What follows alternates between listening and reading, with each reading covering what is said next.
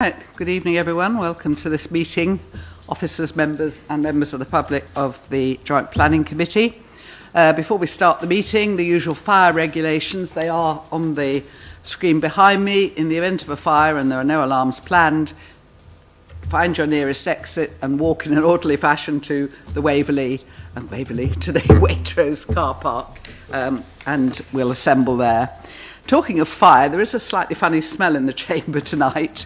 It is the filters on the air conditioning, or the equivalent of air conditioning. It's not quite as sophisticated as that, and I have been reassured that there is no burning, and the fact that there's this slight smell is just new filters which are bedding in, so don't panic over the... Yes, please don't pass out, Councillor Adams. Could I also remind you before we start to turn off your mobile phones or turn them to silent, and make sure that that your card is firmly placed into your microphone so that everyone can hear on the webcast. Can I just remind the public that this is not a public meeting. It is a meeting in public, and even though I know feelings run high at the moment in planning, would you please not speak unless you're a member of the group of people that's going to do some public speaking. Just before we go in, I'll just remind you of the officers that we have here tonight. Going from my furthest right, this is Lewis Jones and Dan Lucas from the legal department. I think most of you, have you met Lewis now? He's going to be taking over and Dan's moving across. Peter Cleveland, who you all should know, Jen Samuelson and Elizabeth Sims, the head of planning. So everyone here tonight. So moving on to the minutes. To confirm the minutes of the meeting held on the 10th of April, are you happy that I sign these minutes as to record? Councillor... Madam Chairman, could someone tell me on which table they have been laid?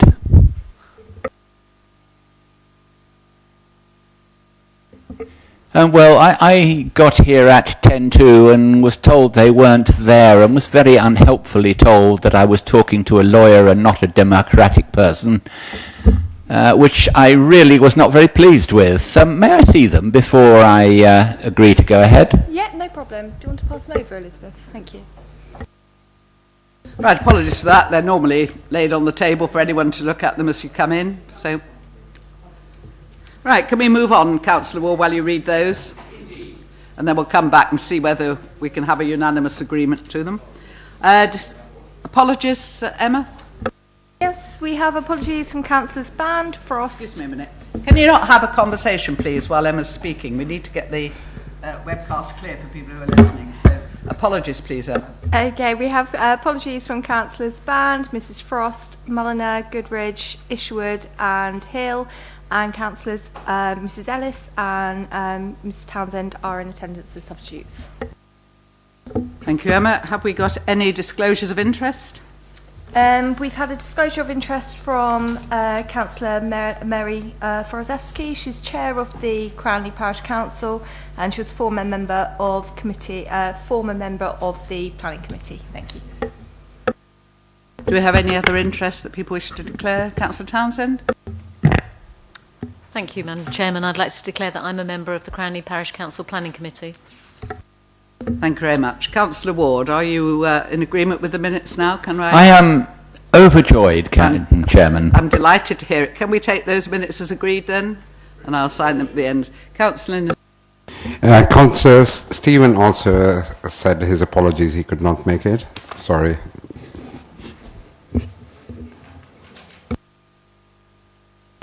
Right. Are there any questions from members of the public, Emma? None received, Chairman.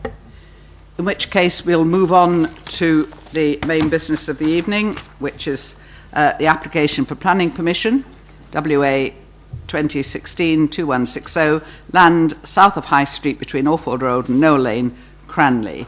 And I gather that Peter is going to speak first, Peter Cleveland, and then Jen Samuelson's going to take over from there. Thank you.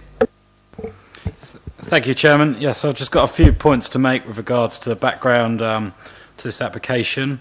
So the application seeks approval of the reserved matters following the grant of outline planning permission for the construction of up to 425 dwellings over the wider application site. Members will be aware that outline approval was granted at appeal following refusal of the application by the JPC. Whilst it is of course understood that the committee did not support the outline scheme, it does now benefit from outline planning approval, and therefore the principle of development for housing is established and is not a matter to be considered this evening. The outline approval also included the detailed means of access into the site. So the matters which members have been asked to consider are those which remained reserved at the outline stage. This includes the appearance, scale, landscaping and layout of the proposed development for phase 1 of the development only.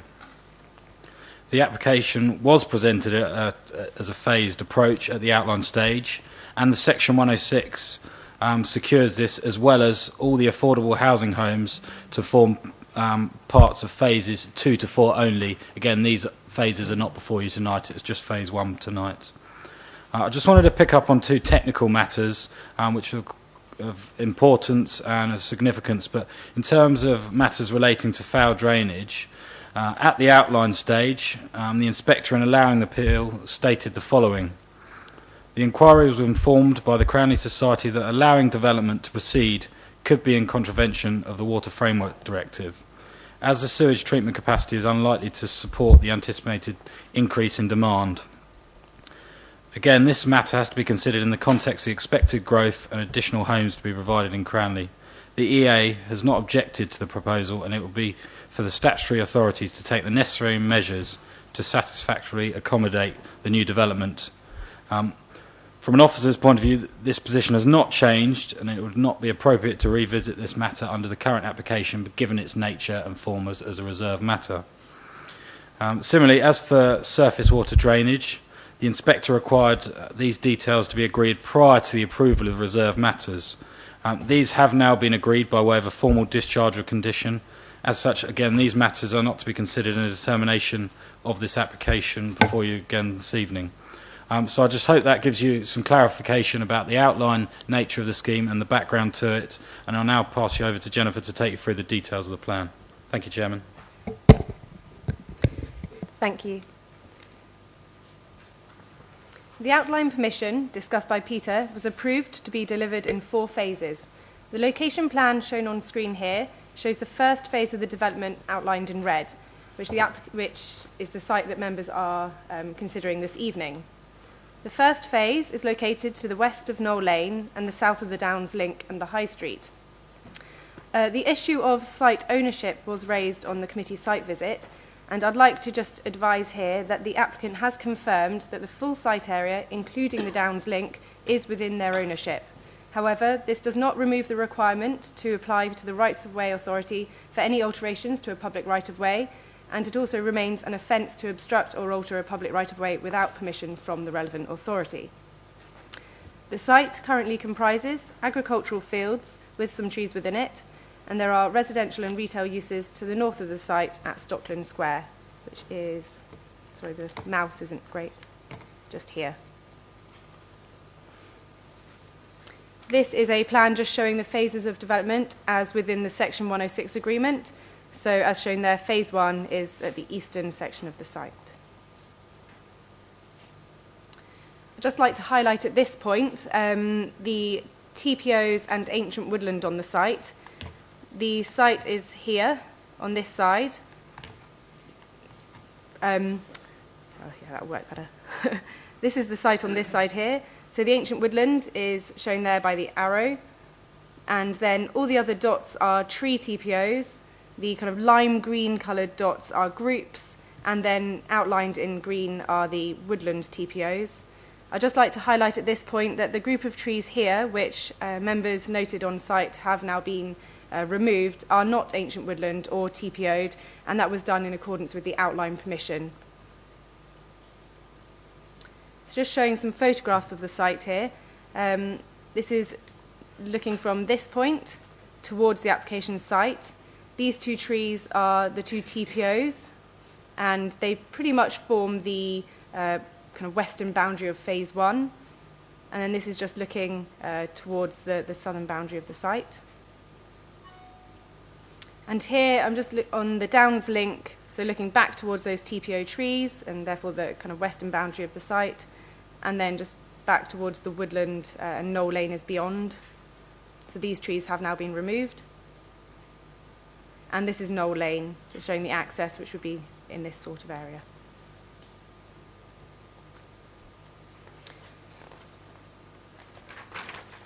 This is the proposed site plan for the Phase 1 scheme. It would include 55 dwellings with a mix of 3, 4 and 5 beds. The access would be from Knoll Lane, as shown here, which was agreed at outline stage, and it would include a pedestrian link along here to the Downs link. The access siting was secured under a Section 106 agreement that was imposed on the outline permission and is not a consideration for this evening. There would be no vehicular access to the remainder of the site from here. However, there would be pedestrian and cycle access, and there would be bollards which would allow for emergency access as and when required to the rest of the site.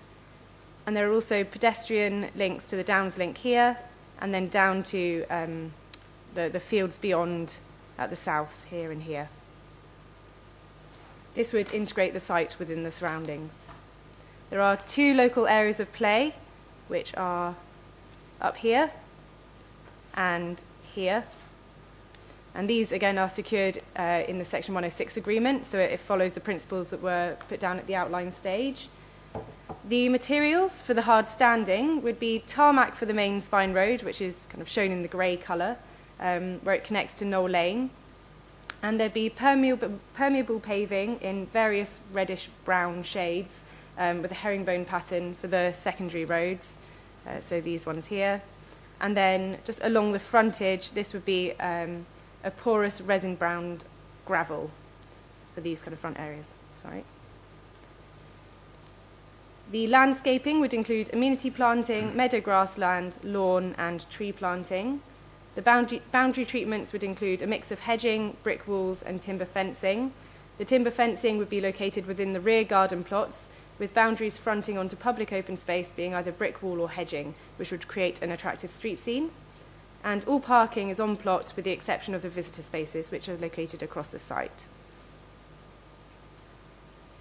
So these are the proposed street scenes. So the top one is A, which is this line here facing into the site. The second one is here facing back towards the front. And then C is here facing back into the site again. Sorry. So the majority of buildings within the site are 2 stories with a height of between 8.5 and 10 metres. There are 2.5-storey buildings at the front of the site which have a height of approximately 10.5 metres. These buildings, which are shown here, are in accordance with the parameter plan, which shows 2.5 stories in that darker blue area, and that was a plan that was put forward at the outline stage. These are the elevations of one of the 2.5-storey buildings. This shows that the pitched roofs, strong chimneys and gable features on this dwelling, which are common themes throughout the development, and they replicate characteristics of Cranley. Furthermore, the proposed design would include brick detailing above and below the windows, which is also common to Cranley. This plot is a 2-storey dwelling. It's got pitched roof dormer windows and the use of red brick and clay tile roofs. This would help to integrate the development within the surrounding area, as that's traditional materials for Cranley. This dwelling is another 2-storey, 4-bed dwelling. Shows an example of bay windows that would be used throughout the site, and illustrates a variety of roof forms that are provided within the site, which provides interest and varying architectural forms. And then this is 2-storey semi-detached dwellings, 3 beds, and they just show some strong porch features and attached garaging. I've just put up the materials palette here. So the brickwork, the general brickwork is there on the left-hand column, with the second column showing some feature bricks. The third column from the left is the vertical tile hanging. The roof tiles are next, second from the right. I'd like to note here that the slate that's shown at the top is generally for the rear lean-to projections on some of the dwellings, with the odd house having the slate roof tiles, but the predominant roof tiles would be clay, as shown by the other three. And then finally, there's stonework on the right, including some render, which kind of adds to the detailing throughout the site. You might have noticed on the agenda, as well as looking at the reserve matters today, we've identified 2 conditions that were imposed on the outline permission, which can be discharged from the information that was provided to us. So the first one is condition 12, which relates to a landscape management plan. So the management plan put forward includes the maintenance and management of grass, hard landscaping, hedges, shrubs, trees, water bodies, swales and play areas, as well as the clearance of litter and leaves throughout the site. We consulted the Council's Tree and Landscape Officer and considers the scheme covers the appropriate points and is satisfactory for discharge of this condition. The second condition for discharge is condition 15 on the outline permission for car and bicycle parking. All parking is provided on plot with the exception of visitor spaces as shown earlier. 184 parking spaces are provided, which exceeds that required by the parking guidelines. The bicycle parking is provided within garages, which the County Highway Authority have recommended is acceptable and sufficient space has been provided. So as such, we consider that satisfactory details have been provided to discharge that condition as well. Before I move on to the determining issues, I'd just like to ask members to look at the update sheets before them. Some of the conditions that we originally put on the reserve matters where permission to be granted had slight duplication of the outline conditions. So the first one is condition 8. It's included under kind of point F, hours of operation, but that's actually already included on one of the conditions, condition 30 on the outline permission, so it's not reasonable or necessary to reimpose a second condition with the same matter. And secondly was condition 15 that we put on the reserve matters. That's actually a duplication of condition 13 on the outline permission. I note that the condition 13 on the outline permission is not as detailed as that we put on the reserve matters. However, the applicant would be required to provide the same information to discharge both conditions, and therefore condition 15 on the reserve matters does not provide any greater benefit or secure any additional details than that would be required by condition 13. So we recommend that one is not imposed on the reserve matters were permission to be granted. Moving now to the determining issues. Peter spoke earlier about the principle of development and the foul drainage. With regard to the surface water, the issue of flooding was addressed at the outline stage, and the applicant submitted a flood risk assessment, including a sustainable drainage scheme for the entire development of up to 425 dwellings. The inspector on the outline permission considered the proposed scheme would be acceptable to ensure there be no additional flooding as a result of this scheme on or off site. A condition was imposed on the outline permission, which required submission of a detailed drainage scheme for each phase of development prior to the approval of reserve matters. This condition, as Peter said earlier, has been agreed by the local planning authority. For your information, the report submitted demonstrated that the proposed scheme would discharge the water at a greenfield rate and would accommodate a 30% climate change allowance as was required by the overarching flood risk assessment. As such, the flooding and drainage considerations have been addressed at both the outline stage and by condition, and is therefore not a matter for consideration under reserve matters this evening. With regard to the provision of amenity and play space, as shown previously, 2 local areas of play are identified on the site, and this was secured under the Section 106 agreement. Furthermore, all dwellings would have an appropriate provision of garden space, and the design of the play spaces would accord with the Fields and Trust guidance and the principles agreed at outline stage.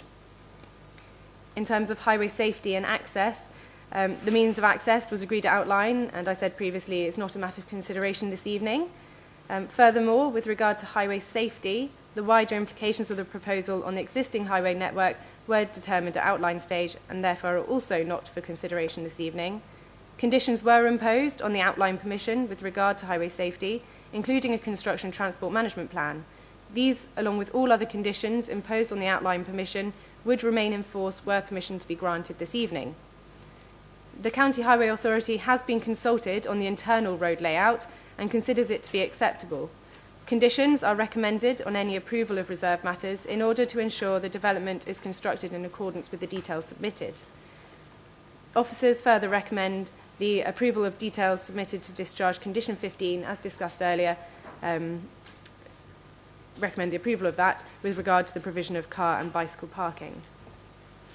In terms of housing mix, it was agreed at outline stage that Phase 1 would have no provision of affordable housing in order to help fund the remainder of the site. This was secured within the legal agreement, which fixed the number of affordable houses per phase, and therefore is also not a matter for consideration this evening. This scheme would have a mix of 3, 4 and 5 bed dwellings, as shown on page 36 of the agenda.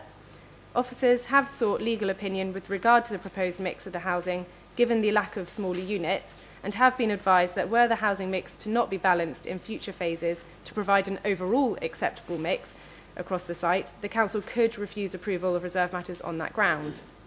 However, as stated within the report, officers considered that given the securement of affordable housing in phases 2 to 4, this proposed mix would be acceptable on this site.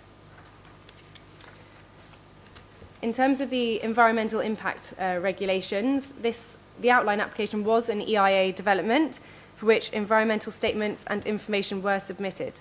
The proposed development was considered to not have a significant impact on environmental issues. The Section 73 application, which was previously considered by members at this committee with regard to the rewording of some of the conditions, was accompanied by a statement of conformity which identified no additional impacts.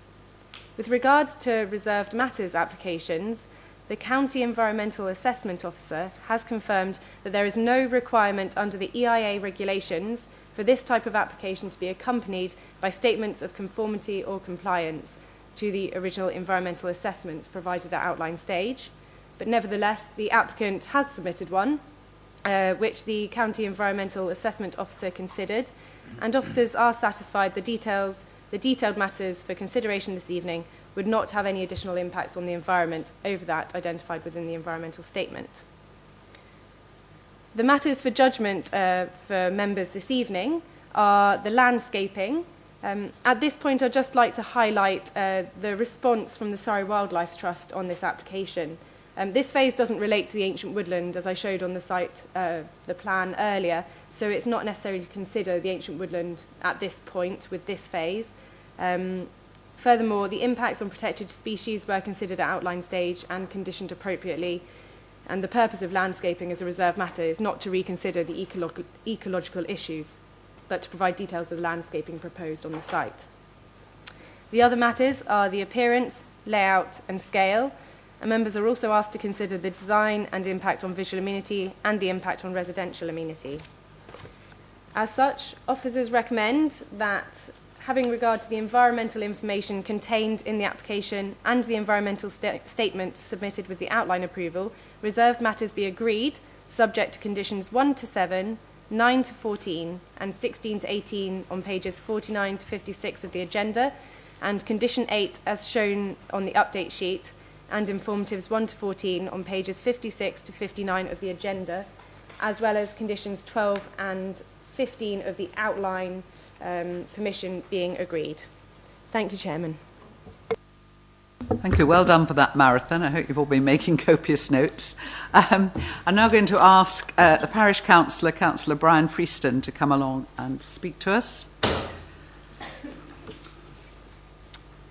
think you've been here before. Indeed. So you know the rules. As soon as you start speaking, you have 4 minutes, and it's the big long button. Good evening, members and officers. For so long now, the people of Cranley and the Cranley Parish Council have not been listened to by Waverley, and now we are beginning to see the results of what is effectively disenfranchisement.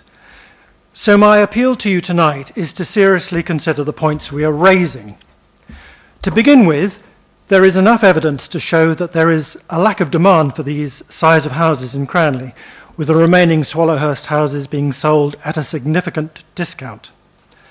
But we are where we are as far as the Berkeley Development Phase 1 is concerned, and now it is the Cranley Parish Council's duty to make sure this new set of buildings integrates fully into the Cranley street scene and does not stand separate. This is not only of vital importance from a visual impact, but also from a psychological one too. The new homeowners need to feel part of Cranley. We are absolutely prepared to welcome them, but it is our responsibility to make it clear to the developer that there need to be certain changes to the design for this to happen. It is very obvious from looking at the detailed plans and their various iterations that the developer has wanted this to look like a gated community. We have been able to ameliorate the worst excesses of this. The brick walling and wrought iron work seem to have gone, most likely because it cut costs. However, there still remains the most important issue of all, and that is the visual impact of the houses adjacent and facing Knoll Lane, a rural lane. Members, most of you live in villages. Would you like this street scene in your village? We are concerned about the height and overbearing nature of these houses. 4 of the 8 houses are effectively 3 stories high. The overwhelming majority of Cranley homes are 2 stories high. That is more than 99% of our homes. Most of the other houses on this development are significantly less high than the ones facing Knoll Lane. From detailed investigation of Berkeley's own plot plans, rather than the indicative street scene, which is misleading, we find that plots 4, 51, 52 and 53 have roofs 45% higher than their neighbours. The developers seem to have achieved this through extremely steep roofing. The detached houses on plots 4 and 51 have 2 bedrooms in the so-called attic, one each with an ensuite. The semi-detached plots 52 and 53 each have an ensuite bedroom in their so-called attics. What, more than anything else, though, shows that the developer is still holding on to the gated community idea is the siting of plots 4 and 51. These houses are on either side of the entrance, both within a metre or so of the pavement, and rising effectively 3 stories high. Thus, they act like towering gatekeepers or sentinels. They are, in addition, wooden pavement gates at the entrance to the development. The effect is one of urbanisation on this part of Cranley and is therefore not in keeping with this rural location. We do not want a gated, exclusive community in the heart of Cranley, but one that is welcomed and integrated. And I urge members to use all their influence to change the attenuation and design of these few houses. Thank you. Thank you very much, Councillor Freeston.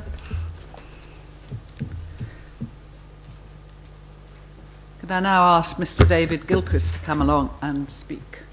And once again, you have the same 4 minutes from when you press the large button.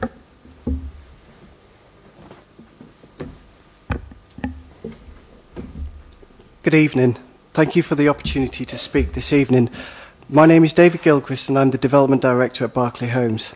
As you've heard from the officer's presentation, the application before you this evening seeks reserved matters approval for Phase 1 of the scheme, consisting of the detailed design of 55 dwellings accessed from Knoll Lane. The phase has been designed in accordance with the parameters approved at outline stage and includes architectural detailing that is typical of the Cranley area. A variety of materials are also proposed, which include tile hanging, render and red brick, which again are typical of the Cranley architecture. Berkeley has worked hard with officers to achieve a scheme that will integrate seamlessly into Cranley, and we are committed to delivering a comprehensive and attractive development across the whole site. We are currently finalising the reserve matters submission for Phase 2, which is the western section of the site, including the access from Alford Road and the provision of the new bridge over the Little Mead Brook, and we are anticipating this application will be submitted in the next few weeks. Officers acknowledge in their report that the proposals for Phase 1 set out a good residential scheme that would add to the character of the local area. In light of this and your officer's recommendation, we hope that the committee will feel able to support this application. Thank you. Thank you, Mr. Gilchrist. Right, members, over to you. Can I just remind you of all the warnings we've had about what is outline and what is reserved matters? We are here for reserved matters only, and I really don't want to go back too far over the outline. We've done that, and the conditions apply both still, apart from the ones that we've already heard about. So can we try and focus, please, on the reserved matters on this particular site? Councillor Foraszewski. Thank you, Chairman. We know and understand the principle of development has been established, and I respect fully what's been said with regards to not going over old ground. But this is about reserved matters, and it's already been stressed there's no affordable housing in phase 1 because of the viability of the site. But what Cranley clearly doesn't need is 11 three-bedroomed houses, 34 bedroomed houses, and 14 five-bedroomed houses. I've got a number of concerns and questions which relate to the application before us this evening. I mean, it's described as land south of the High Street between Allfold and Knowle Lane. What it should actually say is it's Knowle Lane and a bit round the back of the loading bay leading up to Sainsbury's supermarket. The comments from the Cranley Parish Council, as eloquently read out this evening, also in the report, sums up beautifully the feeling of phase 1 and reserved matters. I have a number of concerns, as I've already said, and permission is subject to 106. And I'm a little bit disappointed that we haven't seen the whole of the 4 phases, so as we can look at them in isolation and then determine them individually if, as the inspector previously said, this is what we should be doing. Because I think we can't ignore the ancient woodland, we can't ignore other certain matters on this particular application. And also about the 106 contributions. The 106 contributions, what is the 106 contributions that relate to phase 1 and phase 1 in isolation? One of the problems I have as well when I look at the contributions, we look at Cranley School. Cranley School is a private school. It's funded by parents who choose to send their children to private education. And when I look at the amount that's been given, and then I look at the amount that isn't going into our other schools, I look at Parkmead, it's a local school which I'm going to visit tomorrow, and they're looking for £25,000 to improve some of their very basic facilities. So why this development is supporting a private school when our own state schools are struggling, I have a problem with the way that the contributions were distributed. I'd like to also understand what the environmental improvements are. I'd also like to understand what the £100 sustainable transport voucher is. It talks about the reserved matters. It talks about scale. In my opinion, in this application before us tonight, there's too many. Some are too high. They're not in keeping with the nearest properties, which are traditional terraced semi-detached and masonettes properties that aren't actually that close. So what we have, if you look at Stotland Square along the top there, you'll see the Downs link, and then you'll see those bays. They are the loading bays which look on to Sainsbury's, where deliveries are made. So that is not, they're not houses or anything. They are actually, that is actually a loading bay leading onto the back of Sainsbury's. The appearance, this could be a development that's anywhere in the country. It reminded me a little bit, if anyone knows it, of the Evesham Heath estate in Fleet. It's big, it's brash, it's gated, it's more in keeping with something you'd see on a TV reality, and it does what it does demonstrate, and I think eloquently put, it does exclude that social inclusion that the report talks about. This is a gated community, whether there's gates there or not. The fact that you cannot drive through it means that it's not accessible by the whole of the state once it's completed. Landscape, there's nothing to compare when we look at the landscape. This is open green fields. It does nothing to enhance, protect local amenity like the Downs Link. And residents at the rear of Stotland Square, so if we move further along, the masonettes have rear to those properties, have balconies and courtyard gardens, which we're looking out onto this development. The Downs Link is absolutely an important, wonderful part of what Waverley is all about, and yet there's very little mention of the effect on the Downs Link. The layout is cramped, it's overdevelopment. We don't need 55 big houses, I've already said, and the impact on residents, I think, is quite appalling. All the traffic from phase 1, as we've said, goes out on to Noel Lane. Now, Noel Lane has got a weight restriction limit of 7.5, so I wonder about the construction traffic as to where that will be going, because if it's all going up onto the high street, it's going to cause tremendous obstruction.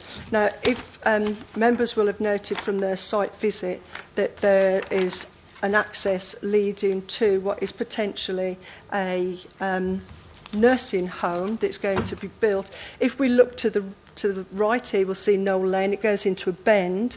We know that there's pre-application advice currently being sought, and it is in the public domain. I'm not saying anything that I could be criticised for. That it's going to include an 80-bed private nursing home and a 20 residential unit, which is there to accommodate flats for staff. So that, I know it's not part of the application, but it forms part of the cumulative effect when we look at the impact going out onto the high street. Two of the dwellings, I think 4 or 5 of the dwellings are described as 2.5 in height. Actually, these are three-storey dwellings, whichever way we look at it. One of the other parts of the report that I'd like to touch on is the health and well-being. It quotes in the application about the inequalities, but yet this application demonstrates the inequalities by the exclusion of not being able to access this right across the site by vehicles. Our medical centre won't be able to cope, nor will our high street, nor will our other services. There's more I could go on to say, but I'm going to listen to what my fellow councillors have to say. But I would reiterate what Cranley Parish Council said in their opening remarks, which is this is about welcoming and embracing and accepting what is happening. We know that we have to deal with what is before us, but we can do a whole lot better than this. We've only got to look at the example of Carla Holmes and what they've done to look at their residents. A smaller, more in keeping. When I say in keeping, there's nothing to be in keeping with because there's nothing around it to compare. But I think there's a lot we can do to look at this site, to improve it, to make it accommodate, to make it inclusive, and actually be something to be proud of. Right here, right now, I could not support the officer's recommendation on this reserved matters application because I think it just shows it's totally inappropriate. Thank you for your time, and thank you for listening. And if I may come back at a later point. Thank you, Councillor Porosheski. I've made a few notes. I'm taking it that the officers have also done that, and I'll get you to come back when we've heard more from councillors. So do I have any other speakers on this? Councillor Denis? Thank you, Chair. Like I think all my colleagues, how disappointed we are that there's no affordable housing. Accepting it will come at later stages. I think it's totally inappropriate. I agree with what my colleague has just said. I think the houses are overbearing, the scale of them, the size of them. When you consider a 5-bedroom house, I would probably estimate that's going to be in excess of £1 million. Probably the 4-bedroom is going to be about 750, 850, and the 3-bedroom's probably going to be almost £700,000. That's hardly going to help the people in Cranley who want to get into the housing market. It really hit home when we had the site visit, although I know the area extremely well, and I think the pictures put up on the presentation earlier of the fields, what a shame it is that we're going to be losing this. Councillor Forashevsky's mentioned about the Parkmead contributions, which I would agree, but it doesn't appear to be anything for the secondary school Gleeblands, where most of the children over 11, and I guess it is still 11, will have to attend. So I hope they have got the capacity to take all these extra children. It is dead right, there is a weight restriction on Wildwood Lane, Noel Lane. It's about a mile past where that entrance is, but it means you can't go from Wildwood Lane and turn left into Noel Lane. So you are correct, you have to go down the high street to get to that location, which I think is going to be extremely difficult. I do think the design is very poor. When you look at the design, if you can put the design up, Peter or Jennifer, I've got it's page 14, the overall plan of all the houses. Yeah, when you look at that, when you look from the east side, it's just a straight line down. If you look from the west, it's 2 lines down. it just seems to be straight lines. There's no imagination there at all. I'm sure they could design something better than that. So I'm really disappointed in this design. So I'm disappointed in the design and the scale on this. Thank you, Chair. Thank you, Councillor Denis. Councillor Townsend. Thank you. Again, I'd like to reiterate Councillor Foraszewski's and also Councillor Dean's statements there. I would like to know how the Section 106 monies are divided up and what this phase actually does, what the benefits are to Cranley from this phase. I'm extremely disappointed with Calla Homes. This council did ask them to go back and reconsider their 11-metre high flats, and they did reduce them down to 9.7 and 9.5. We have 2.5-storey houses here, which on page 8 says that the height is between 10.5 and 10.9 on some of the dwellings fronting Noel Lane. That is extremely tall, and it sets a precedent. How high are the apartment buildings going to be then in the subsequent phases? I would like to see a better design on the 2 gatehouse houses. They are simply too tall. It doesn't do anything for the street scene there. And I note that there is a point on page 31 that says that the MPPF attaches great importance to the design of the built environment and to promote or reinforce local distinctiveness. Now, these tall houses, I don't personally think are related in size, scale or character to the surrounding houses, and that's the existing houses further up Noel Lane. As Councillor Foraszewski said, this is a green field, and we have the opportunity here. It's a beautiful green field, and the housing that's put on it should reflect the beauty of those surroundings and not create an urban street scene there on Noel Lane. People who visited there, councillors who visited there, would have noted that it is a lane, and these are more Weybridge-esque houses and would be better in a setting in a far more urban environment. And I would implore my fellow members to look at this front street scene on Noel Lane and to request that the height of these houses is greatly reduced. I would also like to see that the actual frontage on these houses, which is, I think it's said onto Noel Lane that they're going to be timber, post and rail. I would like this to be seen as hedging across the front, which would encourage wildlife, a bit of mitigation for the loss of this site. And I would like to see that would be far more fitting in this laneway. That's all I'd like to say so far. I'd like to come back if at all possible later. Thank you. You can always come back with new points, Councillor Townsend. Councillor Nazir. Hello, Madam Chair. First, I would like to say my attire is proper this time. I made sure. As my fellow councillors have said about 5-bedroom houses, I do agree with them because the height goes too much, as we have always said that it does not match with the countryside. The second thing is, school, there are going to be 52 houses. Where are the kids going to go?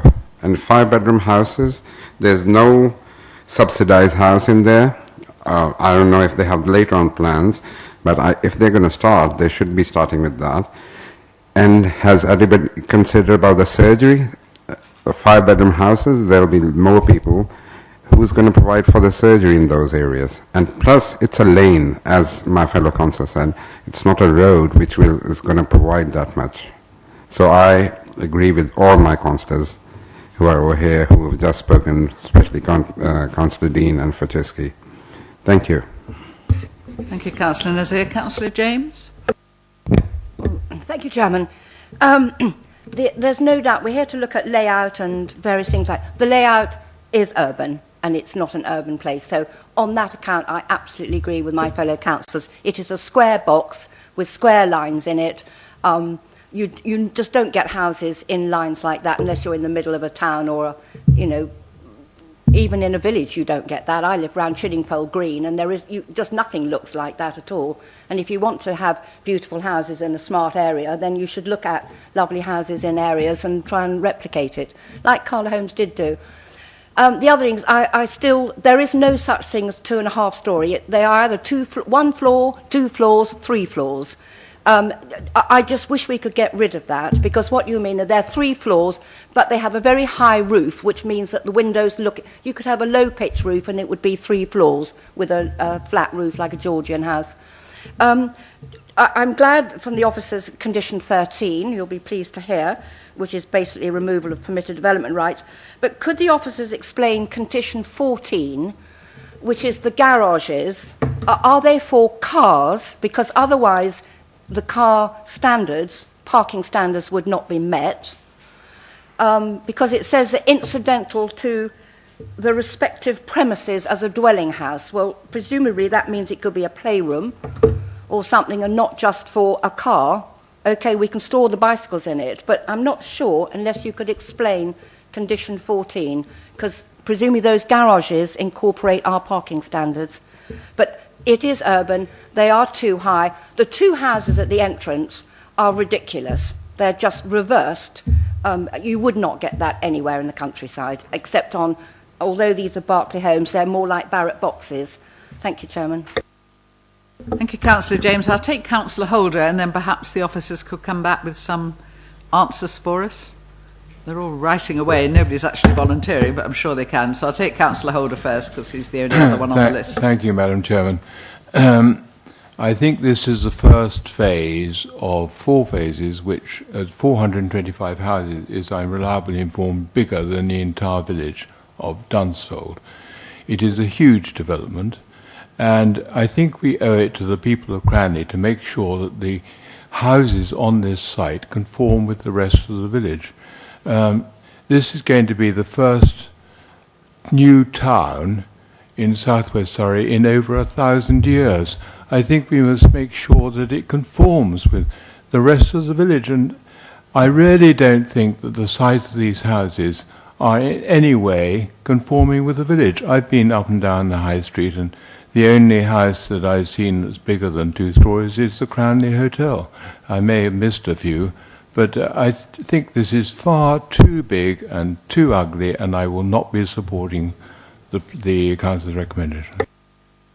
Thank you, Councillor Holder. I've written down a whole load of things. I don't know which officers would like to take which. Obviously, the 106 matters. Somebody's raised environmental improvements. What exactly was that? Who is that? Question of affordable homes, although I think that was addressed actually earlier on by the officers, but if you would just do that. Councillor James raised condition 14, the garaging and the what that actually means in terms of future use. And obviously we're into scale and suitability, so I don't know who wants to start off. Peter? Yes, thank you, Chairman. I'll work through those points, and Jennifer's going to pick up at the end on a point regarding the Cranley School contribution. So with regards to the Knoll Lane frontage, just to sort of clarify for members, the distance between properties along the frontage, sorry, bear me 1 minute. Let's go to the wider screen. Apologies. At the top of the screen, the setback is about 20 metres from Knoll Lane, so it's not close to the frontage of Knoll Lane. You've got existing landscaping there, which members would have seen from the site, and they've cleared what is to be removed. The rest is retained.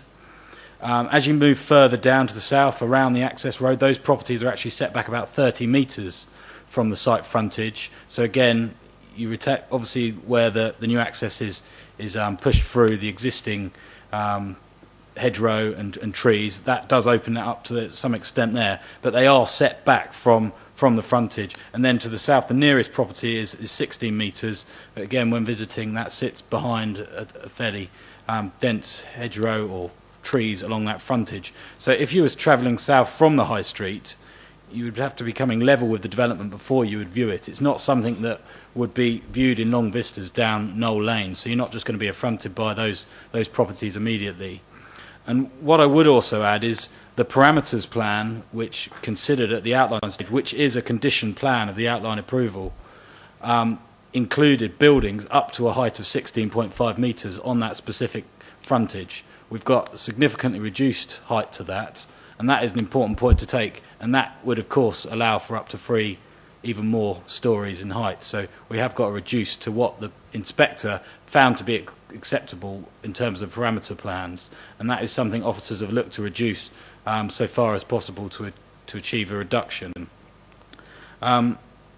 Again, at that frontage, there's concerns about the scale of the two feature buildings at the front, but it is important you have feature buildings as you enter a development. It gives a sort of landmark to that and a variation to the appearance, so you're not just going to get the same form and height of development, and that is important from an urban design point of view. Points were made regarding amendments to the scheme, the sort of gated community, that this was actually at the request of officers, and we've asked them to remove that, so it is inclusive. And also the links through the site. The provision of vehicle link through the site is intentionally not provided, and that is supported by the transport statements which were provided at the outline stage, which required that no more than 55 dwellings exit onto Knoll Lane for highway safety and capacity reasons. So that is the exact reason why there's not a connectivity of a road all the way through the site. And the important points of this layout is you will have the visual link through, and it's more important to encourage connectivity on foot or on cycle between those areas because it is a large development, and we want to encourage that rather than vehicles driving through. So that's the reason behind that connectivity from there. The density of the development is relatively low. It is reflective of an edge of settlement development at 13 dwellings per hectare, and that is very low in terms of the scale. I think we've covered off the points regarding the affordable housing provision, but just to confirm, overall across the site there is 128 dwellings proposed, and we have the detailed mix secured as part of the legal agreement, which reflects a local need. I'll move now to the sort of Section 106 requirements. Just firstly, this is a matter that is considered at the outline stage, and we consult all the necessary infrastructure providers, county education, healthcare providers, county highway authority, and detailed at Schedule 3 of the Section 106 sets out all the obligations payable to Waverley, and that deals with community facilities contributions, the Cranley School pitch provision, a contribution to the existing skate park, and that sets out different triggers effectively of the sum totals, and they're based in 4 payment triggers. So on commencement of development, you get, I won't go through all the figures because there's a number of contributions, and I need to be aware, but the first quarter of the contributions are to be provided on commencement of development, so you will get the first part of those as soon as they commence development. In terms of education, concern was raised about secondary education. We consulted the County Council at the time of the application, and then again at the appeal. They identified a need for additional capacity for early years education and primary education, but considered there was capacity at Glebelands, which was highlighted. We have had future applications on top of that, which would have taken account of this permitted development, and they have highlighted a need for additional capacity, particularly from Dunsfold development, but that's over and above what they can accommodate already. So the infrastructure contributions do deal with mitigating the impact. In terms of healthcare, the CCG were consulted and didn't highlight any specific needs resulting in terms of expansion to accommodate that. And that is something that we pushed them quite hard on understanding to see if there's any requirements. I think there's one point about the community improvements. Just look at the chairman. So there's a contribution to a significant improvement scheme which is detailed by the County Highway Authority, which deals with improvement around the Stockland Square area, and that will be effectively the connectivity between this site and the existing High Street. I note that there was concerns about connectivity along the northern boundary, but the site does link to the Downs link, and just to the north, I think one of the Councillor Forrest-Esky referred to that being a sort of loading area and service area. You obviously wouldn't want to direct pedestrians into that area because of the conflict there, so it's important to take them around those areas. So I think that's quite an important point to note. Just with regards to the scale of buildings, I know reference was made to Amlets Lane.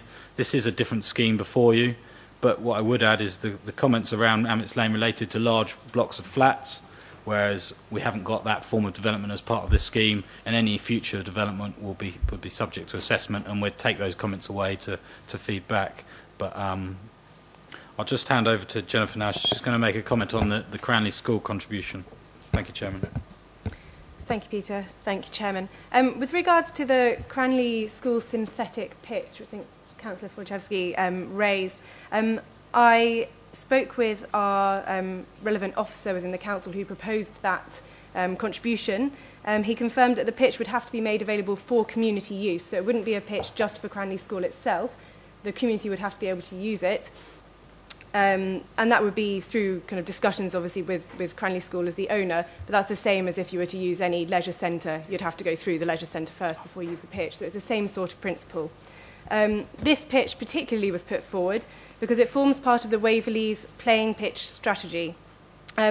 All schools were asked to whether they had any pitches or any requirements that they wanted to be put within this strategy, and those that responded were then assessed and put in accordingly. So that's why this pitch particularly was put forward, because they raised it as a need and that it would be for community use. I hope that answers that question. And then with regards to condition 14, incidental by nature is to do with garaging and not kind of ancillary uses such as kind of additional accommodation. However, we could amend that condition to word such as the garages hereby permitted shall not be occupied at any time other than for purposes for parking of vehicles and storage associated with its respective premise as a dwelling house. So we can tie it down a little bit more clearly to garaging and storage if members should so wish. Thank you, Chairman. Right, I think that probably answers most people's questions. I'll take a couple more and then you can always come back if you want clarity on that, and we'll have a look at the revised condition 14. Councillor Else. Thank you, Chairman. I've got a couple of queries for the officers to start with, then I'd like to make a general observation. Did Peter really say 16.5 metres as the approved height? Yes, that is. Sorry, if we go to the outline plan, that is the outline plan. Bottom right of that plan on your screen is the outline parameters plan, which was conditioned, and that heavy blue area there is the maximum height. So we are significantly below that, and there wouldn't, in accordance with that, that was what was found acceptable, and they could effectively go up to that with an appropriate design based on that parameter plan. Thank you, Chairman. I can't think what an appropriate design for 5 stories would be in a position like that. But my other query was, is permitted development Class A, is that excluded somewhere else other than condition 13? Because if not, I would recommend that we exclude it.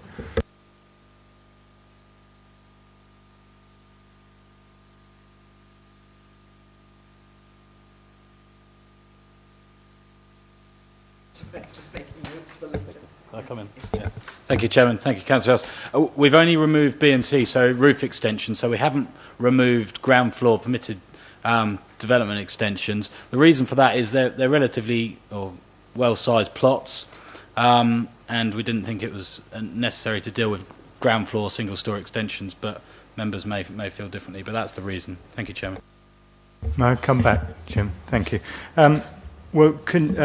Permitted development Class A would allow all those houses to build a 2-storey extension 4 metres deep on the rear, because we're not in an AONB or anything similar. So all the 3 beds become 4 beds, the 4 beds become 5 beds, and the 5 beds become 6 beds. So that would concern me. But a general comment I'd like to make on the design. I was really hoping that Waverley was going to be sending out messages to all the developers that we were looking for good design, imaginative design. And what we've got in front of us is something that could have been designed and built in the 70s. It's so dull and so urban and so uncranly. I just wish they could use a bit more imagination. I remember when Berkeley Homes first came on as the new kids on the block as developers, and they were imaginative, and their house designs were a little bit different to everybody else, and now they just seem to be running with the pack. So I'm very disappointed. Thank you. Thank you. I do have you, Councillor Wojciechowski. Would you mind if I take 2 councillors who haven't spoken? So, Councillor Ellis, please. Thank you, Chairman. I have to say that I was disappointed they got planning permission in the first place, or outline planning permission, but we are where we are.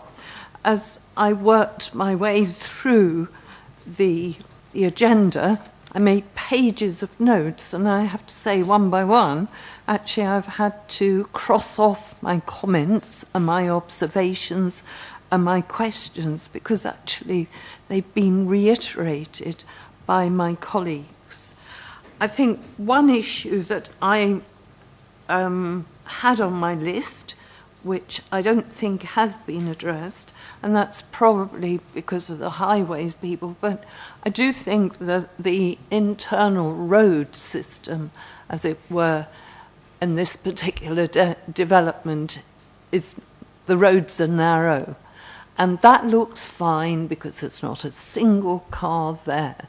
But it's one of my bugbears with these particular types of developments, that as soon as people move in, you get cars parked on the road.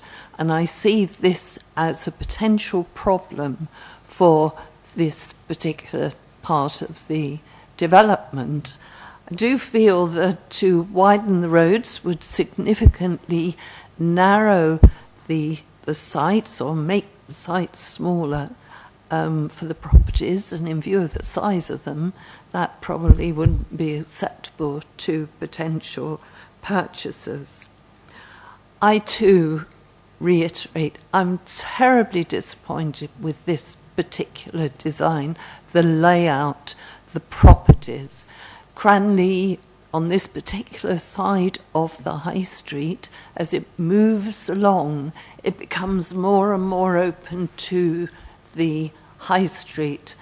And obviously, once this development, as I've said before, goes ahead, the properties are built, there's no going back. And for Cranley, I think this is deeply disappointing, and so far I couldn't support the application. Thank you. Thank you, Councillor Ellis. Councillor Byam. Thank you, Madam Chairman. As has been said, we are where we are in terms of this is not an application that we wanted to have approved, outline application, but it's there. The parish council's spokesman said none of the other villages or whatever have developments like this, large houses isolated from other parts of the community. We do have them, but they are always, I think, set far away from other areas. So, for instance, in Bramley we have Snowdon Park, and other areas within the village which are not sticking out like a sore thumb in comparison to the other dwellings around them. We have people talk about a gated development. We're assured that it's not a gated development, that there will be access, obviously by pedestrians, between the two different phases, but equally that emergency vehicles can get through. But if it's not a gated development, then as Councillor Ellis just pointed out about parking on the road, I can see this as an ideal place for me to come along and park, to have a wander around the high street and not have to pay any parking fees, or if there isn't any space anywhere else.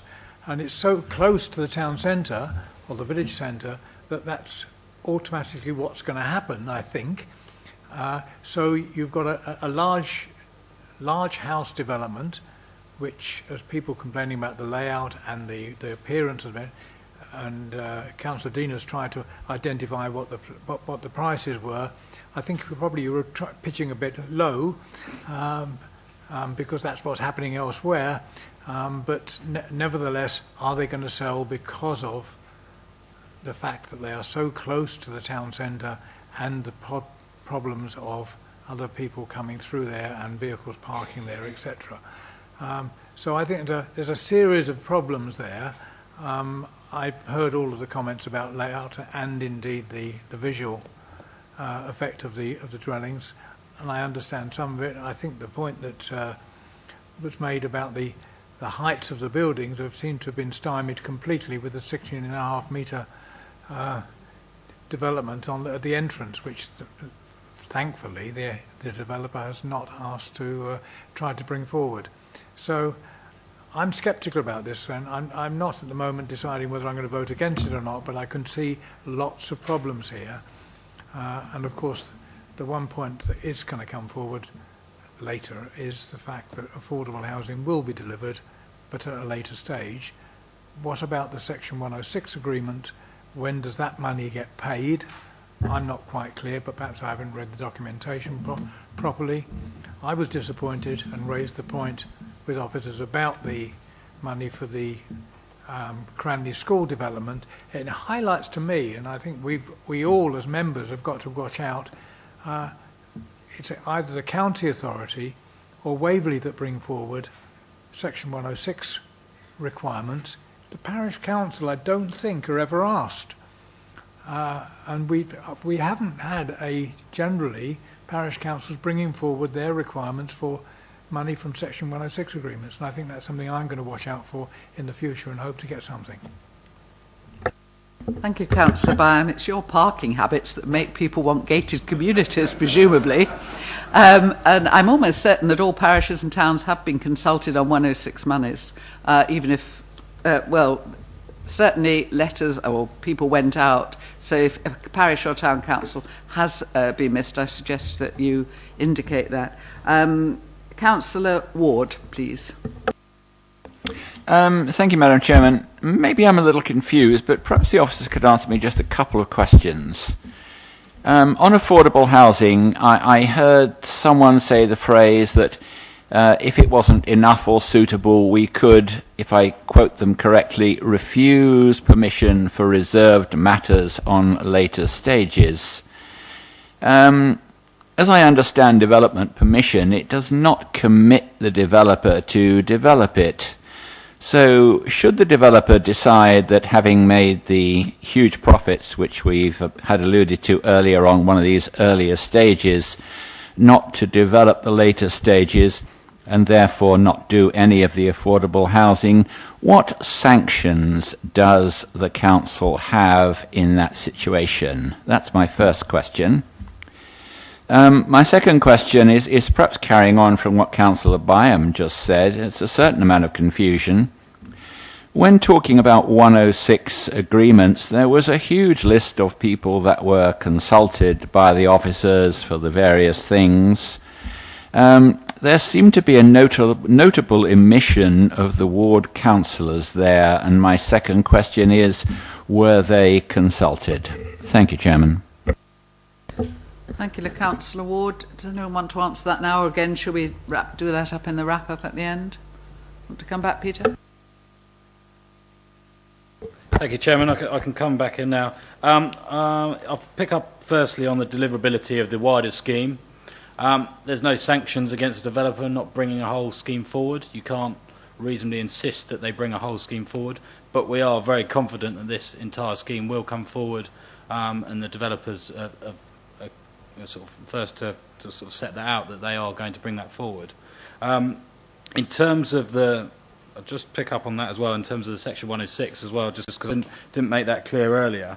But just on the triggers for the payment, that they're all set out on commencement of development, a quarter of the payment, then on occupation or by occupation of the 200th dwelling, then on occupation of the 300th dwelling, third quarter, and then occupation of the 400th dwelling.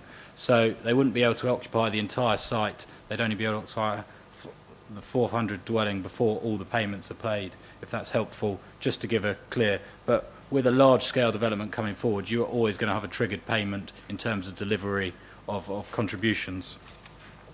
In terms of the overall mix, what officers were saying is that if the wider scheme and the phases 2 to 4 don't bring forward an appropriate balance of mix to reflect the overall needs and the overall requirements, then we could reasonably restrict that development coming forward. But that is well within our gift to secure an appropriate mix.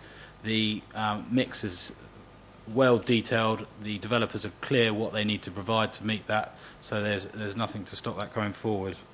In terms of consultation, as part of the wider consultation, I'm afraid I didn't form part of the outline work at the initial stage, but there's a formal consultation process that goes through. Discussions will have taken place with the ward members. Parish councils are always consulted also on every planning application, and that gives them the ability to put forward any contributions that they might seek. But it is often difficult when they're ultimately objecting to the scheme to identify those. Thank you, Chairman. I would also add that the Section 106 and any contributions have been through the appeal assessment and appropriately assessed against all legislation, and in terms of considering how they mitigate the harm. So it was actually the appeal inspector that allowed the appeal, not the committee. Thank you, Chairman. Thank you, Peter. We are getting a bit repetitive now. I'm going to take Councillor Gray next, and then I've got two and Councillor Story. Anybody, in fact, who hasn't spoken who wishes to speak. But can we try and move this on, because we are getting rather repetitive. So, Councillor Gray next, please. Thank you for those conditions. I'll try and not duplicate.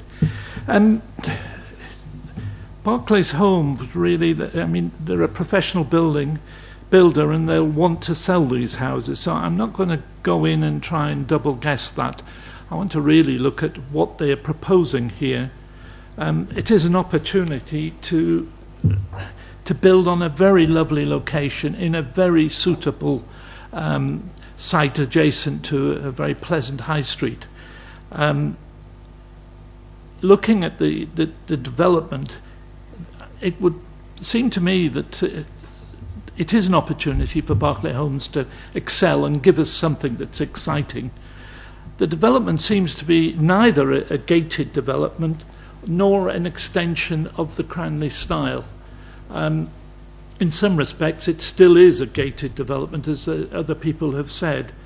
I'm not particularly enamoured with the appearance, the layout. I think they've done quite well on open spaces.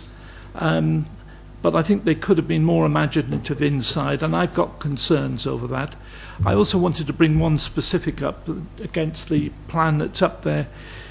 The dark blue area is on one side, yet we've got tall buildings either side of the entrance.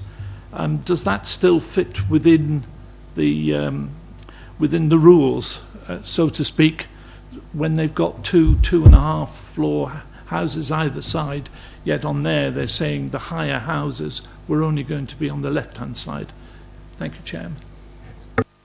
Thank you, Councillor Gray. We'll ask the officer to clarify that, but as far as I know, it's just the fact that we have given permission for a higher building, not necessarily either side, and both buildings either side are lower than the maximum height. Is that what I'm understanding, maximum height that has been agreed? So that's where we are, but the officers can clarify a little more if that's all right with you. Councillor Story?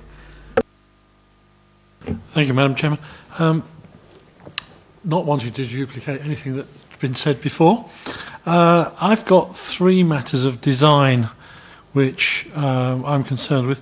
The first is, as with many of these sorts of developments these days, we have the situation where we have parking spaces one in front of another, and for me that simply means that Councillor Byam is probably right about, and Councillor Ellis probably right about on-street parking, because the inconvenience of having tandem parking spaces like that means that probably one of the cars for the house will be parked on the street rather than in the other space.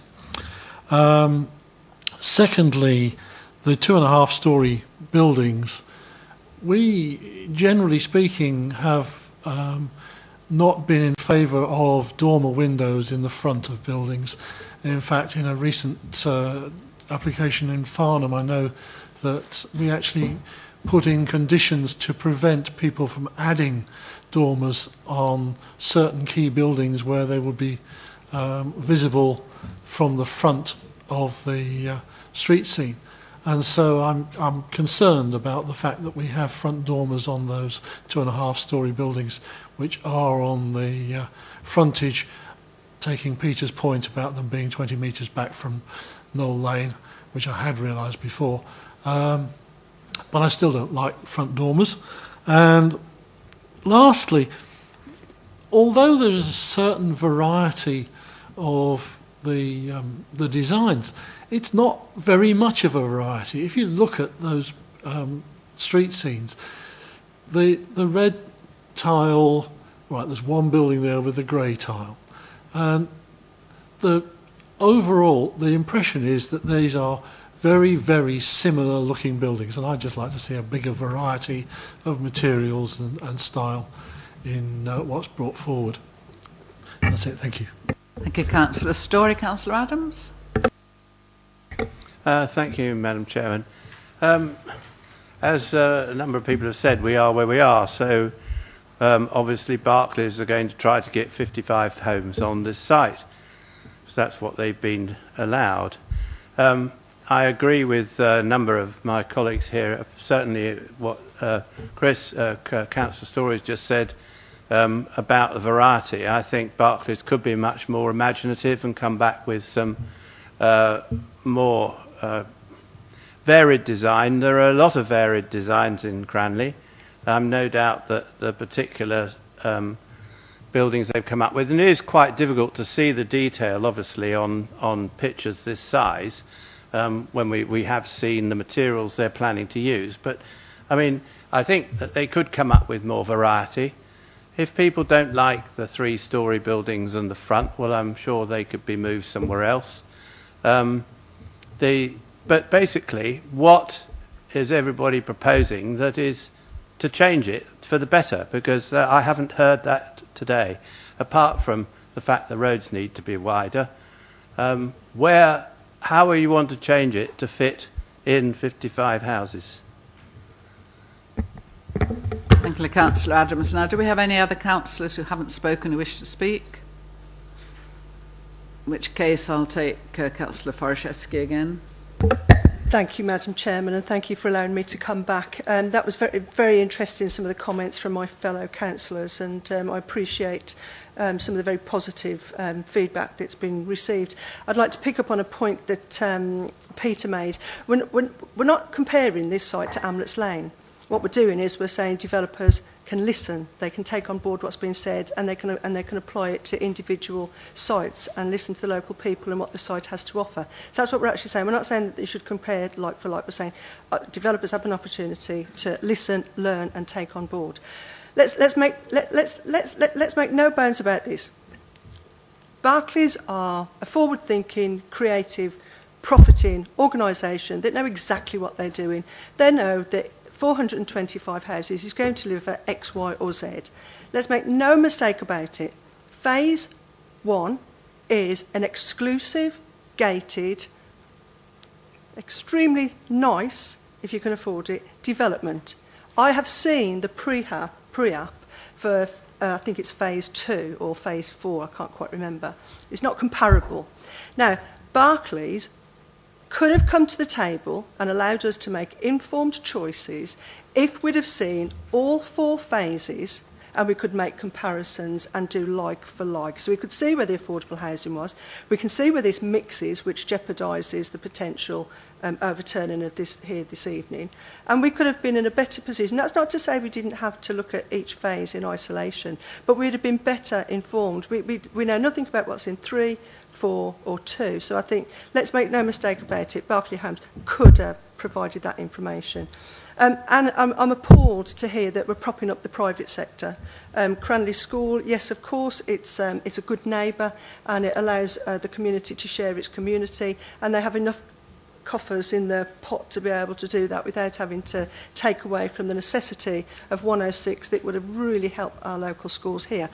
At the same time, if you look at the generosity of the developer, and I think it is generous in many respects, but we're putting a measly sum into the Elmbridge Road, 185,000 towards, I think it's something like, don't quote me on this, a multi-million-pound project. So let's look at the balance on the 106. I would like to go back to what I said earlier and found myself off trail, is if we look at health and well-being, and on page 43 it states very, very clearly about what the NPPF sets out and its range of issues, and it talks about there that the local plan promotes health, social, cultural well-being and supports the reduction of health inequalities. You're going to have a really nice exclusive 55 section of this community, which in isolation looks like an application in its own right. It's with footpaths going through it. The only access onto for vehicles is emergency vehicles. So it is going to be inclusive and exclusive of the wider community. I would also say, if we look at the map again, please, Are they going to sell these properties? It's a completely different matter.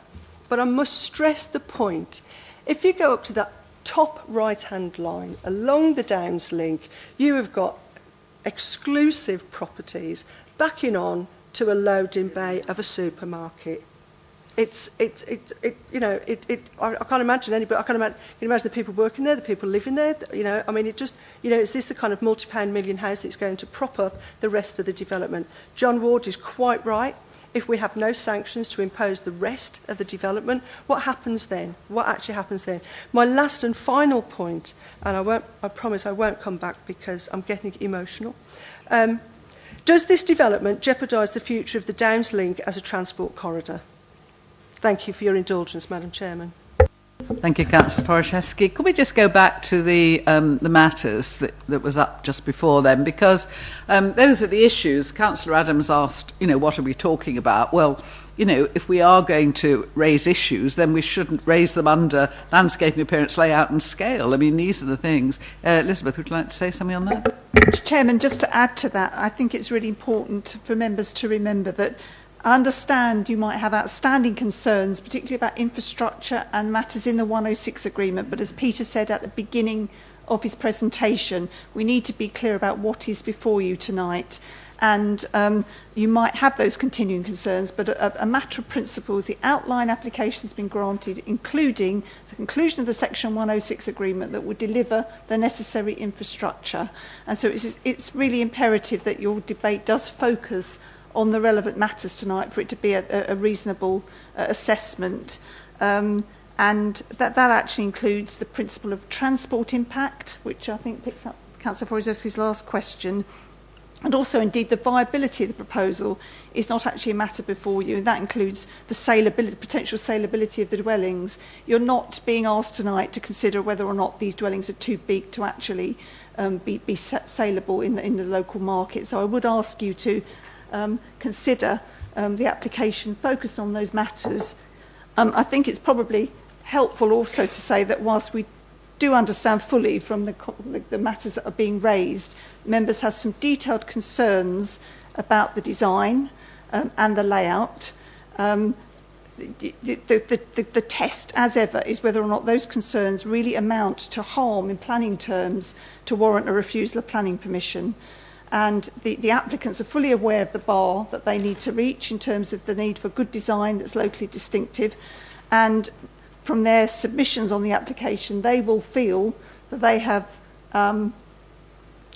have reached that bar, and they have submitted a scheme which they feel is locally distinctive, is predicated on the Granny Design Statement, and reflects the local design quality. Now, if you have particular concerns and you think they haven't reached that, you do have two choices. Bearing in mind what I've asked about whether you think that those collective concerns do actually amount to a justified reason for refusal, and as I'd say, our advice would be, in the round, we feel probably not, but it is a judgment. The alternative is, and this is up to the applicant whether they're minded to do that, that as you have done with other Joint Planning Committee items raising these sorts of concerns, you've taken a decision to defer the application with a list of concerns and invited the applicant to amend the layout and the design to try and reach some of those aspirations. But there's no obvious commitment on the part of the applicant to do that. They could just decide to appeal against non-determination. So there is clear risk in that strategy. So I hope that's helpful. Thank you very much, Chairman. Yes, thank you, Elizabeth. I think Jen wants to come back with something.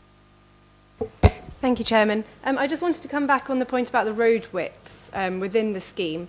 On page 41 of the agenda, I think it's the third full paragraph down, it talks specifically about the road widths and what they could accommodate. This has been passed by the County Highway Authority. They're satisfied the road widths are sufficient to accommodate the traffic that would be generated by this development. And as it says there, the secondary roads would have a width of 4.8 metres with a narrower section of 4.1 metres, but that would be sufficient for 2 cars to pass or a goods vehicle to pass a car at the wider points. And there are plenty of lay-bys and areas for cars to pass at the narrow kind of pinch points. So the Highway Authority consider the road widths to be acceptable. and for cars to be able to pass sufficiently. So officers consider kind of the same opinion as the Highway Authority. Thank you, Chairman. Thank you. I'm very loath to take people coming back at this stage because usually it's to repeat. I have Councillor Denis and I've just got Councillor Holder. Please can we have new points and Councillor Townsend, because these, once we start repeating, I think we all know the issues now, and I really do want new points, and new points on planning issues, please, not on market housing or health or anything else. Can we just concentrate, please, on the planning issues before us? Councillor Denis. Thank you, and I'll try and be very brief. We've spoken very briefly about Cranley School, and there's a specific point I want to make sure we're absolutely sure on. From my previous knowledge, Cranley School charge for the use of their pitches, and I want to ensure that we are not providing 106 money to a school who then generate money from people using that pitch. So I want some clarity that it is for anybody to use at any time and it's not restricted, because they do charge quite a lot of money to use their pitches, and this really concerns me that we're using this money for them to generate an income. The other thing is, obviously, it's quite a distance away from the village, which is disappointing where this pitch is going to be, but thank you. I mean, we were told it was part of the playing pitch strategy, and it's not unusual for any school to charge for renting out its facilities. As far as I know, they all do, because it's one way of, making money. Whether or not anyone wishes to say anything about that, Peter? Thank you, Chairman. You've largely covered it, but yes, it is a one-off payment to provide an infrastructure, a piece of infrastructure to serve the community.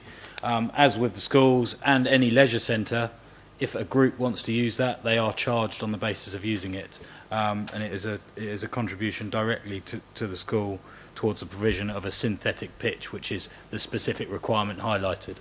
Thank you, Chairman.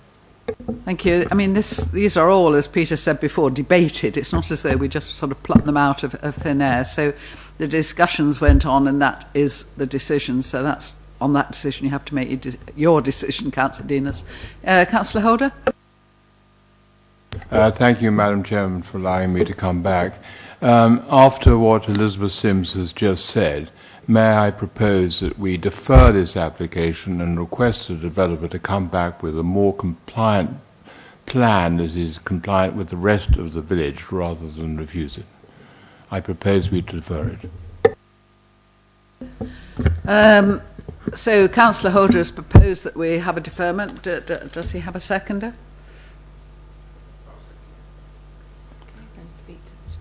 So, yes, if anybody else wishes to speak to the deferral. Right, Councillor Adams, and then we'll ask the officers for advice. Are we allowed to ask the developer whether they're happy to consider some changes or at this stage before we make a decision, Madam Chairman? I will defer to the officers for all that sort of advice, but I wouldn't have thought so. Yeah, Chair, through you, essentially the position is they submitted an application they feel is fit and proper. You run the risk if you defer that they could appeal, and that's a matter for the developer, upon their legal advice, upon their town and country planning advice, as to whether or not they wish to appeal. That's essentially the point. So, yes, it may be prudent that we go back and have further conversations, but it's within the gift of the developer to submit an appeal in for non-determination by this committee. You've lost an appeal already. Bear that in mind as well. Councillor Adams, do you wish to come back? Thank you, yes. I mean, apart from the fact that the height of the buildings in the first two rows seems to be an issue which is generally unacceptable to everybody, I haven't heard consistently any other particular points which a deferral will actually support. In other words, what are we going to propose alternatively? Because there's no point in deferring it if they just come back with the odd change. I mean, they have had already significant discussions with both the officers and the parish council and, I assume, the other ward councillors, and this is the solution they've come up with. So what is the point of deferring something, putting at risk another appeal, if there's not going to be significant changes? They're entitled to build 55 houses on this site. They're entitled to build them in this way because of the backloading of the affordable homes. So I suggest that there's no point in a deferral. Right, I think we might as well move straight to a vote on that, unless the officers wish to say anything else. Those in favour of deferring this? 1, 2, 3, 4, 5, 6, 7. And those against the deferral? 1, 2, 3, 4, 5, 6, 7, 8, 9, 10, 11. 2 abstentions. Oh, abstentions? Anyone? 1. Right, I think we're moving very close now to putting the recommendation. I think we've had the information. I have one final speaker, Councillor Townsend, who I take it will be putting a new point. Thank you. I just wanted to produce a new point in that the Cranley design statement was mentioned by officers and saying that how this complied with it. The Cranley design statement 2008 is clear that the height of the buildings should be sympathetic to its context. Now, I know that's reiterating the point, but nobody has mentioned that that is actually what the Cranley design statement says. I would say that these houses on the front of Knoll Lane are harmful and that they were designed for a gated development. The gates have been taken away, but no changes have been made to the houses. And it's imperative that we get this right because this is the road that we are travelling down. It's what people will see. I know the houses are set back, but it's what the initial visual appearance will be. And currently it's a green field, and I don't think this is going to add to the area in any way. Thank you for allowing me to come back. Thank you, Councillor Townsend. We do have some suggestion for amendments. Do the officers want to make any final points before we start looking at the recommendations with amendments? No. No, thank you, Chairman. No, I really think we've drawn it to an end. Councillor Forshevsky? Yeah, thank you, Madam Chairman. I would like an answer to the question as to does this application jeopardise the future link of the Downs link as a corridor? And can I just also ask to get the opportunity, have it on record so as it's known? As a ward councillor, I was never consulted on this, but I will admit that I came into Cranley East in 2015, but I have never been consulted on 106 contributions or any matter relating to. I think this is something we should check because certainly most towns and parishes were written to asking on a general basis and then on specific basis for ideas for contributions in the future, either attached to a specific development or a general sort of wish list, if you like. So I do know that the people went out to consultation. Perhaps, Jen, do you know what happened in Cranley? I mean, is there anything you can say, or should we just take it that somehow it slipped through the net? Thank you, Chairman. Just reiterate the point that the parish council were consulted, and also our special projects team do work with the local community to identify projects, and that was the one that came out of that was the improvements to the High Street public realm. So that was actually one of the specific improvements that came out. If it's okay, I'll just come back on the point on the Downs link. As set out in the introduction, the Downs link forms part of the site, but there's a requirement for that to be maintained, and any works that may interrupt that would be subject to separate permissions and along those lines. But there is a requirement for that to be maintained, and they've got a detailed layout that shows how it would connect to that and how that would be protected through the site. Thank you, Chairman. Right, before we move to the main recommendation, we did have suggestions from two councillors of changes to the conditions.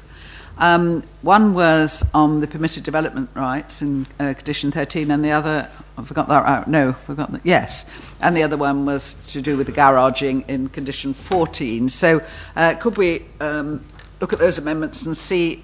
Does anyone wish to speak to those amendments? Councillor James, you suggested the strengthening condition 14, and Councillor Else, I think, wanted condition 13. Do you wish just to explain, or is the committee quite happy to... well, do you want to say something first, Peter? We seem to indicate. I was just going to reiterate, I think we've got the points on condition 13. It's to refer to class A, B and C in terms of permitted development. And condition 14, just to make it clear what we're referring to as restricting the use of garages for the parking of vehicles and storage purposes only for the respective dwellings. Thank you, Chairman. Is the committee quite happy with that? Understand what we're asking for and why? So can we then move to the revised recommendation A, which is on your update sheet? And this recommendation is that, having regard to the environmental information contained in the application and the environmental statement submitted with the outline approval, reserved matters be agreed, subject to conditions 1 to 7 and 9 to 14 with the 2 amendments at 13 and 14. Conditions 16 to 18 on pages 49 to 56 of the agenda, and condition 8, which is on the other side of your update sheet. You're following this. Subject to all of that and the informatives 1 to 14 that are on pages 56 to 59 of the agenda, that the reserved matters be agreed. Can I see all those in favour of that recommendation, please?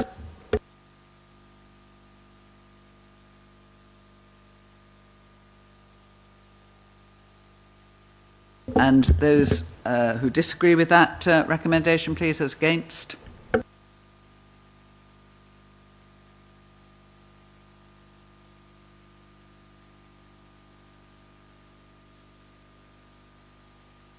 Yes, and abstentions, please. Doesn't add up. I think I've missed one. Can we just do that again? Right, sorry, can we just do that again, please? It doesn't quite add up. Yeah. So could we see those who are in agreement with the recommendation?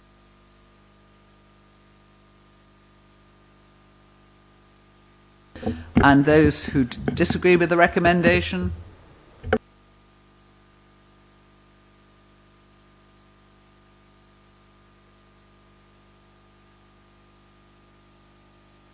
The abstentions add up, the one abstention, right.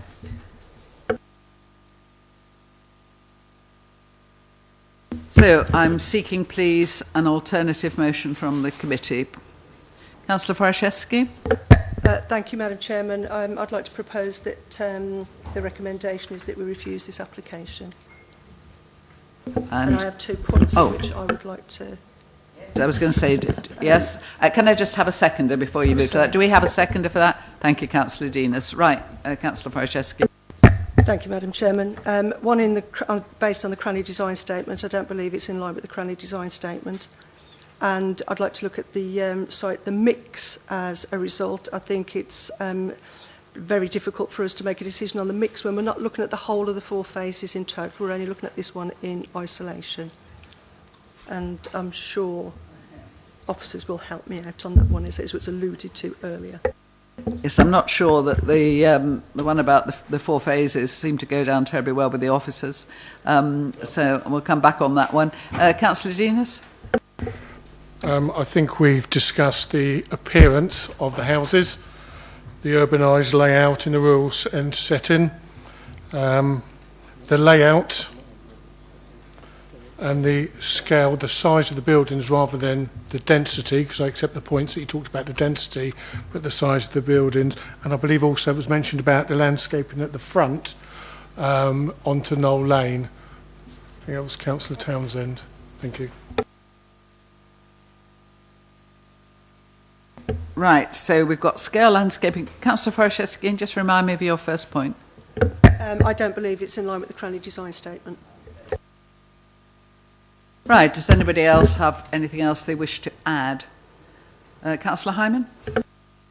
Just wondering whether it would be appropriate to take up Councillor Byam's point in respect of access for servicing and refuse vehicles due to the inability for, according to page 41 of documentation which officers read out, that goods vehicles would not be able to pass a parked car on the section where people would be parking, or very, very tempted to park. I don't know what the solution is to that, of course, but it would still be a problem, I think. And so I don't know whether it would be appropriate, whether others think we should add that. Right, I think we need some help from the officers here. I'm not quite sure how you would phrase that in planning terms if it indeed is an issue that we could raise. So, officers, we have got so far the out of keeping with the Cranny Design Statement, the scale of the buildings, and The landscaping, sorry? Housing mix. Oh, the housing mix and landscaping. Councillor Townsend? Can we have something about distinctive character? Can we? With regards to the landscaping, the Surrey Wildlife Trust did point out that this didn't meet, that not insufficient information had been submitted to demonstrate the design and management of formal and informal open space and landscaping proposals of Phase 1. So are we able to bring anything about the Surrey Wildlife Trust with regard to the landscaping at all? I thought we were advised no, but I'll take Jen's advice again. Thank you. Thank you, Chairman. With regard to the landscaping management and maintenance, that's one of the conditions actually that they're here to discharge this evening as well. They've provided a full document on landscape management maintenance of the Phase 1 site. I've got it here with me. It covers the grass, shrubs, hedge, tree, play spaces, litter, etc. So they've provided that document to us to discharge that condition and to provide that detail. So officers consider we've received that information in order to make that decision this evening. I hope that answers your question. Sorry. Thank you, Chairman. Thank you. Councillor Hyman?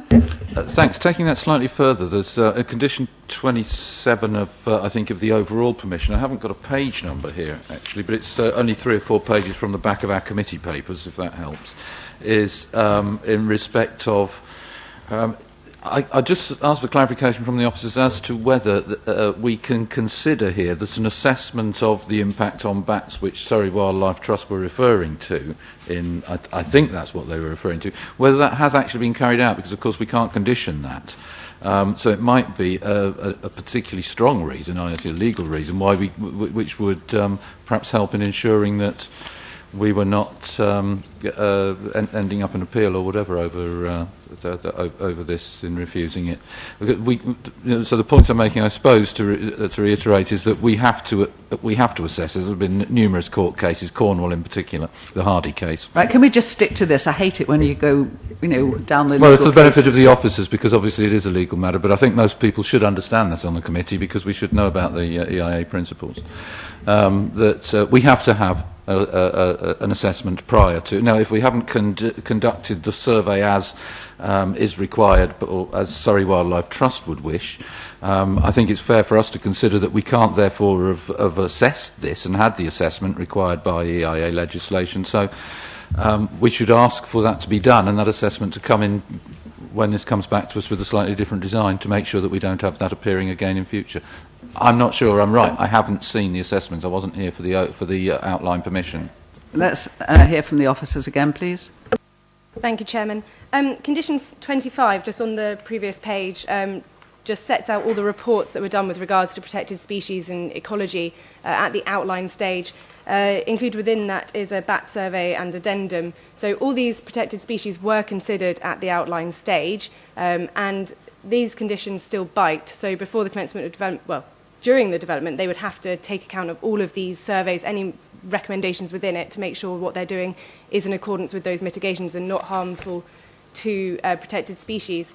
Condition 27 then just asks for additional survey work to be done prior to the commencement to make sure that there's no additional anything found. And this again would still bite, and they'd have to do it before they commence any development on the site. So they'd have to have basically filled that out so that there wouldn't be any harm, and we as officers and the council would be satisfied there wouldn't be any harm to protected species in following that report. I hope that answers that question. Thank you, Chairman. Thank you. So shall we move to the new recommendation? Councillor Stennett, you have something new? Yep, very new. On the east side of the estate, I think that's the east side, the road's going down there. You're never going to get a dust cart to go down there. You're going to either have to back in or back out. And with children playing, you're going to either run over someone or you're going to back into a car, because there's no exit on both of those roads on the east side. So therefore, even with all the modern technology and rear steer on trucks, you are not going to get to turn it round in there. Thank you. Sorry, we do have evidence to the contrary. Do you want to say something about that, Jen? Thank you, Chairman. I've just got a slide here with regard to swept path analysis. So this shows both refuse vehicles and emergency vehicles using the site, and shows that they'll be able to access it. Furthermore, on the section 106, there is a plan to ensure that there'd be slight widening of the road at the access to ensure that HGVs could get in and out of the site safely. So that was all covered off within the section 106, and also they've given us this swept path analysis to show that they can get around the site. Thank you, Chair. I don't really want to pursue this debate. We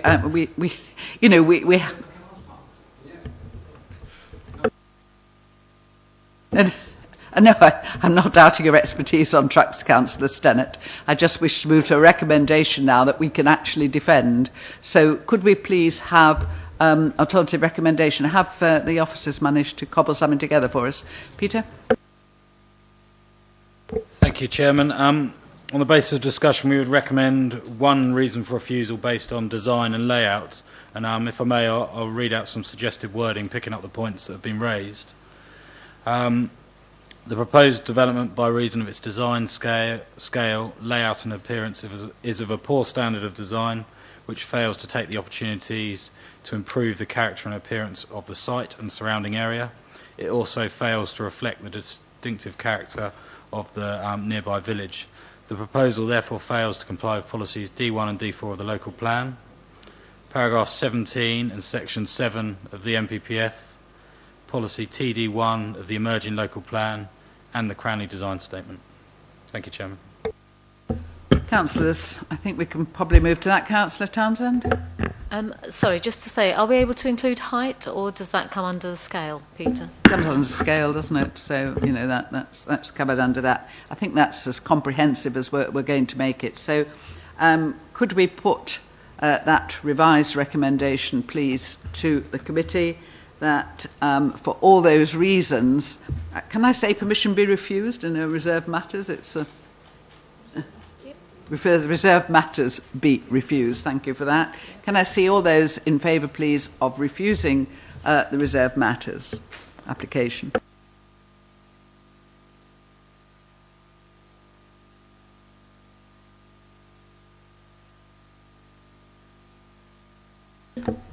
And those against that refusal?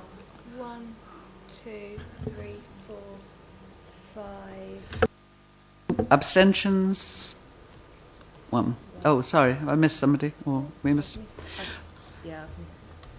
Right, we still have to discharge the two conditions in recommendations B and C, even though we have not agreed the main recommendation A.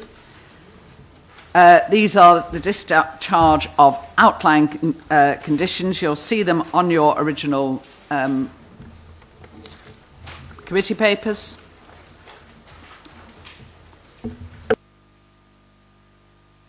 I'm sorry, Chairman, it's contrary to the note we passed you a moment ago.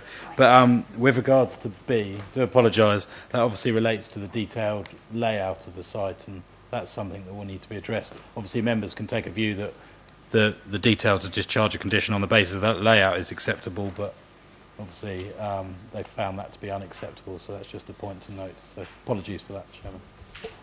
Right, so B falls, but we still have to go through C. So C is once again the discharge of an outline condition, and it's changed. If you lost my bit of paper where I scribbled down my notes on this.